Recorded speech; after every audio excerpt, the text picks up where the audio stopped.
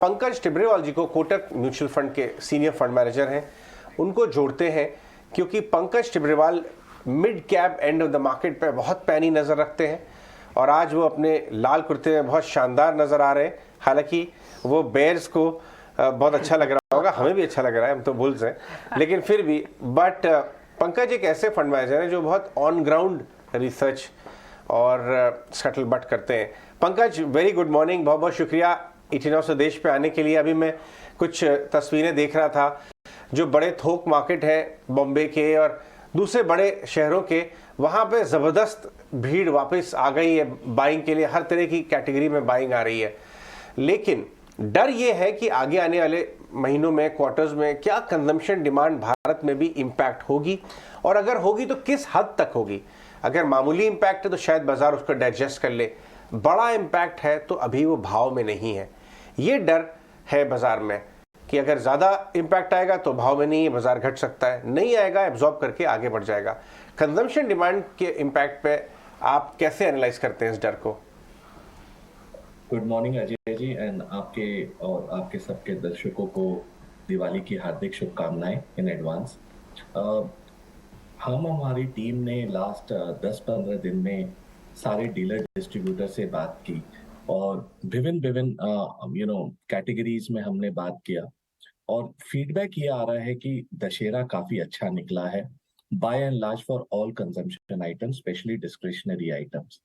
और कई जगह से ये भी फीडबैक आ रही है जो कंज्यूमर स्टेपल्स थे, शैम्पू, साबुन, डिटर्जेंट्स, जहां पर हम लास्ट 2 साल से काफी सबड्यूड डिमांड देख रहे थे बिकॉज ऑफ रूरल रिकवरी, वहां भी अर्ली साइंस है रिकवरी की। तो बाय एंड लार्ज जो फेस्टिव सीजन है 2 साल के कोविड के बाद काफी अच्छा निकल रहा है। गाड़ियों की सेल काफी अच्छी हो रही है। ओवरऑल डिस्क्रिशनरी में कैटेगरीज में काफी अच्छा उछाल है और इस बार लोगों का मूड आफ्टर 2 इयर्स काफी पॉजिटिव दिख रहा है on the ground as of now. अगर हम मार्केट्स की बात करें तो इंडियन बाजारों ने काफी स्ट्रॉन्ग रेजिलियंस दिखाया है। विश्व के सारे मार्केट 25 से 30% डाउन है ईयर टू डेट, लेकिन हमारा market flattish to marginally negative है। और इसका एक ही कारण है कि पहली बार है कि मार्केट के लोग थोड़े मंदी में हैं, थोड़े कॉशियस हैं, थोड़े पोजीशनिंग लाइट है। बट इस बार जब हम कॉर्पोरेट इंडिया से बात कर रहे हैं, वो पूरा एकदम ऑपोजिट डायमेट्रिकल है और उनकी जो कमेंट्री है काफी पॉजिटिव है। वो ये बोल रही है कि नेक्स्ट 2-3 साल आने वाले काफी स्ट्रांग रहेंगे, अर्निंग्स ग्रोथ काफी सुपीरियर रहेगी। और अजय जी, आपके दर्शकों को मैं ये बता दूं कि नेक्स्ट ईयर अगर हम 6-6.5% भी भारत ग्रो करता है तो वो विश्व में इंक्रीमेंटल 25% जीडीपी ग्रोथ ऐड करेगा और हमारा कंट्रीब्यूशन 1/4 हमारा जीडीपी, ग्लोबल जीडीपी ग्रोथ में होगा। ये एक बहुत बड़ा अंक है और आने वाले समय में लोगों का यही विश्वास है कि इंडिया एक ग्रोथ मार्केट की तरह बाकी सारे इमर्जिंग मार्केट्स और डेवलप्ड मार्केट्स को आउट परफॉर्म करेगी और क्लियरली मार्केट इसे रिफ्लेक्ट कर रहा है। नियर टर्म में ऑब्वियसली अगर बाहर में रिसेशन आया, स्लोडाउन आया तो हमें भी प्रभावित करेगा। बट इस बार जो बाकी सारे अर्थव्यवस्था है वो काफी स्ट्रांग है। हमने वेस्ट की तरफ पैसे प्रिंट नहीं किए लास्ट 2-2.5 साल में, उसके कारण महंगाई दर हमारे कंट्रोल में है और आने वाले समय में अगर हम ठीक से ग्रोथ की तरफ फोकस करें तो नेक्स्ट 2-3 साल भारत के लिए काफी अच्छा हो सकता है ग्रोथ मोमेंटम वाइज। बिल्कुल, आपने बहुत अच्छी तरीके से समझाया कि इस साल नहीं, 1 ईयर फॉरवर्ड, और वैसे भी हम तो मिड ईयर हो गए, अब तो नेक्स्ट ईयर का नंबर देखने ही शुरू हो गया है। तो इतना ज़बरदस्त जीडीपी ग्रोथ का आउट परफॉर्मेंस रहेगा तो ऑब्वियसली कॉर्पोरेट इंडिया की अर्निंग्स में भी वो आउट परफॉर्मेंस होगा और शायद इसीलिए बाजार की रेजिलियंस बताई जा सकती है। मैं आपसे ये स्ट्रेट अवे पूछना चाहूँगा पंकज, कि ये जो हायर ग्रोथ आ रही है इंडिया में और हायर कंट्रीब्यूशन और कॉर्पोरेट अर्निंग्स भी आ रहा है, काफ़ी अच्छे सुपीरियर अर्निंग्स, इसमें कहाँ पे आपको रुचि आ रही है? सबसे टॉप सेक्टर कहाँ है? क्योंकि बाजार तो ये बात जानना चाहेगा कि भाई कहाँ पे माल बनेगा, कहाँ पे अर्निंग्स ग्रोथ है, वहीं पे लोड अप कर लो। अजय जी, मुझे लास्ट 25-30 दिन में जब मैं और हमारी टीम देश के विभिन्न भागों में ट्रैवल की, इंजीनियरिंग बेल्ट में स्पेशली, तो एक बड़ी थीम जो इमर्ज मैं काफी टाइम से बोल रहा हूँ कि अब और कंफर्मेशन आ रहे हैं कि ये आने वाला नेक्स्ट 3-5 साल इंडिया के लिए मैन्युफैक्चरिंग का समय रहेगा। लास्ट 10 साल से हम देख रहे हैं कि मैन्युफैक्चरिंग सबड्यूड है और बहुत अलग अलग कारण थे उसके। लेकिन इस बार लग रहा है कि सारे स्टार्स अलाइंड है और डोमेस्टिक यूटिलाइजेशन आज 75% क्रॉस कर गया है। आज कॉर्पोरेट इंडिया विश्व का सबसे अंडर लीवर्ड कॉर्पोरेट सेक्टर है। हमारा कॉर्पोरेट डेट टू जीडीपी करीबन 46% है, जो 5 साल पहले 65% के आसपास होता था। तो जितने भी कॉर्पोरेट है लास्ट 4-5 साल में उन्होंने जो भी कमाई की, उन्होंने अपने कर्जे को कम किया और अब आने वाले समय में वो उस कमाई को अपने बिजनेस में वापस लगाना चाहते हैं। और मेरे हिसाब से ये मैन्युफैक्चरिंग और केपेक्स इन्वेस्टमेंट साइकिल के लिए बहुत अच्छी साइन है। दूसरा जो इम्पोर्टेंट चीज हो रहा है, हम सब लास्ट 2 साल से चाइना प्लस देख रहे हैं कि विश्व की सारी बड़ी कंपनियां अपने सप्लाई चेन को डिरिस्क करने की कोशिश कर रही है। लेकिन इसके ऊपर भी एक जो बड़ी थीम इमर्ज हो रही है, जो हमें ग्राउंड से फीडबैक मिल रहा अक्रॉस द बोर्ड, हाँ, चाहे वो लार्ज मैन्युफैक्चरिंग कंपनी हो या एसएमई हो, कि यूरो+1 एक बड़े थीम की तरह उभरेगा और उसके सबसे बड़ा बेनिफिशियरी उसका भारत होगा। क्योंकि अगर आज आप स्किल्ड लेबर में देखें तो चाइना के बाद विश्व के में कोई दूसरा ऑप्शन नहीं है बट कि इंडिया के पास आए। 10 लाख इंजीनियर साल के हम ही प्रोड्यूस करते हैं और कोई ना थाईलैंड, ना वियतनाम, ना बांग्लादेश।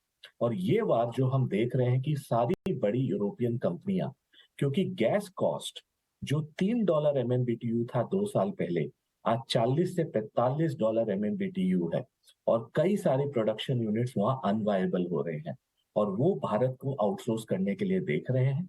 चाहे वो कैपिटल गुड्स हो, चाहे वो लाइट इंजीनियरिंग हो, चाहे वो ऑटो एंसिलरी हो, चाहे वो केमिकल सेक्टर हो, हम सब जगह एक बहुत स्ट्रॉन्ग वाइब्रेंसी देख रहे हैं। और हमें लगता है ये थीम नेक्स्ट 3-4-5 साल की थीम होगी, ना कि नेक्स्ट 6-12 महीने की। और हमें लग रहा है मैन्युफैक्चरिंग में आफ्टर 10 इयर्स एक बड़ा रिवाइवल है, इसलिए हमारा मैन्युफैक्चरिंग सेक्टर की तरफ एक बहुत बड़ा पॉजिटिव रुझाव है। सेकेंड सेक्टर जो हमें लगता है वो है फाइनेंशियल्स। आज के दिन बैंकिंग सेक्टर, चाहे वो पीएसयू हो या प्राइवेट हो, एक बहुत अच्छे पोजीशनिंग पर है। लास्ट 6-7 साल में हमने देखा कि बैंकिंग सेक्टर ने 17 लाख करोड़ की प्रोविजनिंग पूरे बैंकिंग सेक्टर में हुई है और उन्होंने अपना तो नहीं बट काफी लोगों का भी और प्रोवाइड कर दिया है। तो मुझे लगता है कि आने वाले समय में बैंकिंग सेक्टर एक स्ट्रॉन्ग विकेट पर है और अगर क्रेडिट ग्रोथ 15-16% रही और एनपीए लेवल नीचे रहा तो अर्निंग्स ग्रोथ काफी स्ट्रॉन्ग होगी। तीसरा सेक्टर जो हमें लगता है वो है सीमेंट।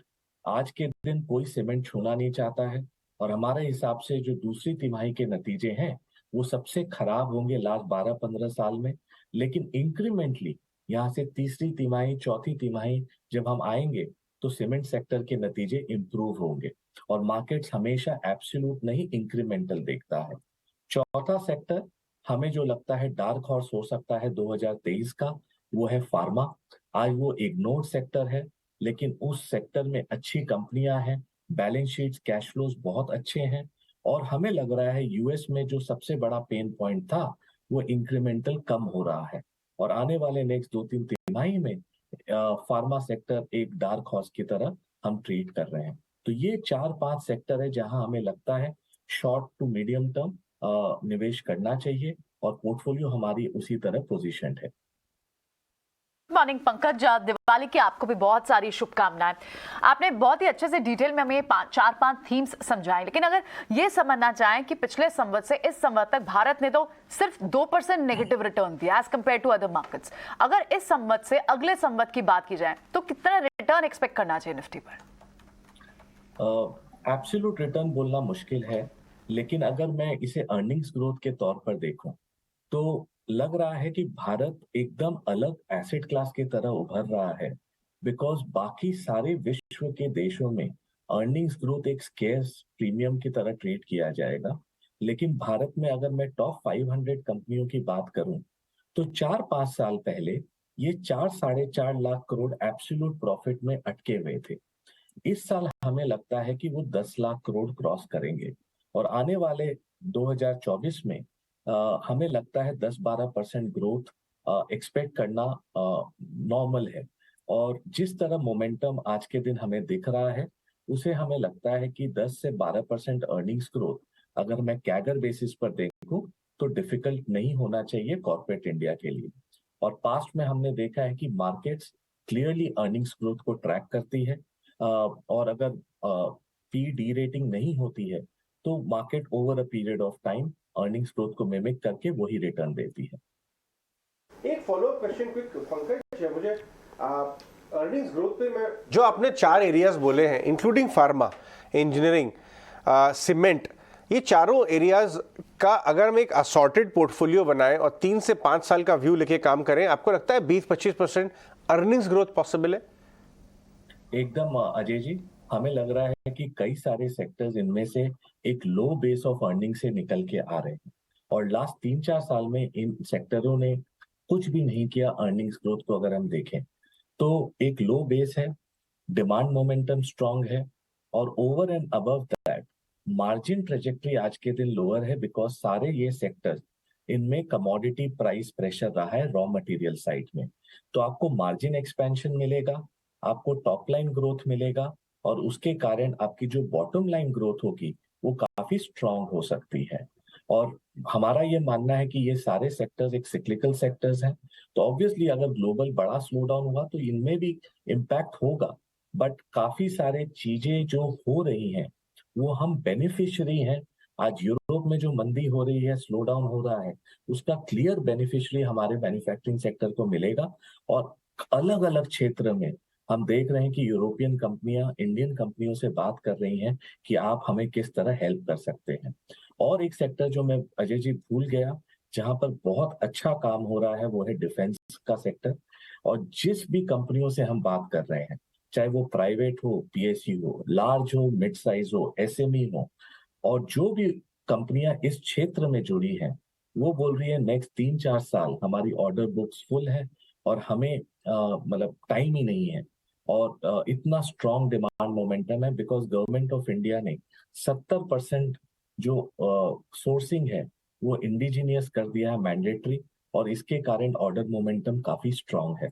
तो अगर हम इस टाइप के सॉर्टेड पोर्टफोलियो बनाते हैं तो हमें लगता है कि हमारा जो प्रयास है कि क्या हम कोई 50-60 गोरिल्लाज जो अपने पोर्टफोलियो में रखते हैं, उनमें से 5-7-10 कंपनियां किंग कॉन्ग हो सकती है नेक्स्ट 5-10 साल में। और वही प्रयास से हम इन कंपनियों को और इन क्षेत्रों को चूज कर रहे हैं और उन थीम्स को चूज कर रहे हैं। काफ़ी अच्छे तरीके से आप बता रहे हैं गोरिल्ला और किंग कॉन्ग के एग्जांपल से कि हाँ कैसे अपने पोर्टफोलियो में आप कुछ इस तरह की चीज़ें रखिए जो अटैकिंग भी हो और डिफेंसिव भी हो, दोनों तरह। पंकज, अभी आप ये बता रहे थे कि आपको एकदम से याद आया डिफेंस को लेकर, तो मैं भी थोड़ा कुछ ऐसे ही पूछना चाह रहा हूँ। क्या अगर मान लो मेरे को भी एकदम से याद आया, किसी इन्वेस्टर को एकदम से याद आया कि हाँ डिफेंस की कंपनियां चल रही हैं, वो थोड़ा लेट हो गए हैं या फिर अभी भी इन्वेस्टमेंट कर सकते हैं? ये तो मेरा पहला क्वेश्चन है। सेकंड क्वेश्चन, ये गवर्नमेंट से जुड़ा कोई और ऐसा सेक्टर जहां पर आपको लग रहा है बहुत गवर्नमेंट बहुत एग्रेसिव होगी, चाहे वो आत्मनिर्भर हो जाए या फिर कुछ और थीम दे दे, वो बात अलग हो सकती है, लेकिन सरकार से रेगुलेटेड सेक्टर से जुड़ा हुआ कुछ और सेक्टर? तो डिफेंस क्लियरली हमें लगता है कि नेक्स्ट 3-5 साल की थीम हो सकती है। और हमारा एक्सपीरियंस ये बताता है कि इनिशियल रनअप अगर आप मिस भी कर दो, जिसमें कि स्टॉक्स 1 गुना 2 गुना होते हैं, उसके बाद भी अगर मोमेंटम स्ट्रांग है, टेलविंड स्ट्रांग है और आने वाला आउटलुक स्ट्रांग है, तो वो उस सेक्टर में या उन स्टॉक्स में मंदी रेयरली होती है और वो अपने वैल्यूएशन को डिफेंड करते हैं और उनकी वैल्यूएशन एलिवेटेड रहती है। मैंने और हमारी टीम ने थोड़ी हार्ड करके सीखा है कि खाली वैल्यूएशन को आप आइसोलेशन में मत देखो, उसे ग्रोथ के साथ में देखो। और इससे हमारा मानना है कि ग्रोथ इज द हॉर्स और वैल्यूएशन उसका कार्ट है। अगर घोड़ा ठीक है, ग्रोथ आते रहेगी, तो जो वैल्यूएशन उसका कार्ट है वो एलिवेटेड अपने आप को डिफेंड कर लेगा। सो हमें नहीं लगता है कि डिफेंस सेक्टर में अभी देरी हुई है। आने वाले 3-5 साल में इस क्षेत्र में बहुत बड़ा निवेश होगा और ग्लोबली जियोपॉलिटिकल सीन है हर देश अपने अंदर देख रहा है कि किस तरह हम अपने डिफेंस को स्ट्रांग करें। सेकंड, अगर आपने बोला कि और कोई सेक्टर भी हमें दिख रहा है, तो ये जो पूरा पीएलआई का स्कीम है, हमें लगता है इसमें से कई सारे न्यू विनर्स इमर्ज होंगे। जिस तरह लास्ट 5-6 साल में हमने स्पेशलिटी केमिकल जैसा सेक्टर देखा, जहां पर हमने देखा कि कई स्टॉक 10 गुना, 20 गुना, 25 गुना हुए लास्ट 10 साल में, उसी तरह हमें लगता है कि पीएलआई के जो नई एनर्जी वाली थीम है, जहां गवर्नमेंट सबसे बड़ा फोकस है, चाहे वो हाइड्रोजन हो, ईवी हो, पूरा बैटरी मैनेजमेंट सिस्टम हो, आज ये इनमें कंपनी ढूंढना Right. मुश्किल है, but over a period of time ये नई एनर्जी वाला जो पंकज, theme है, बहुत अच्छा रहेगा। राइट पंकज, बहुत बहुत शुक्रिया आज हमसे बात करने के लिए। In fact consumption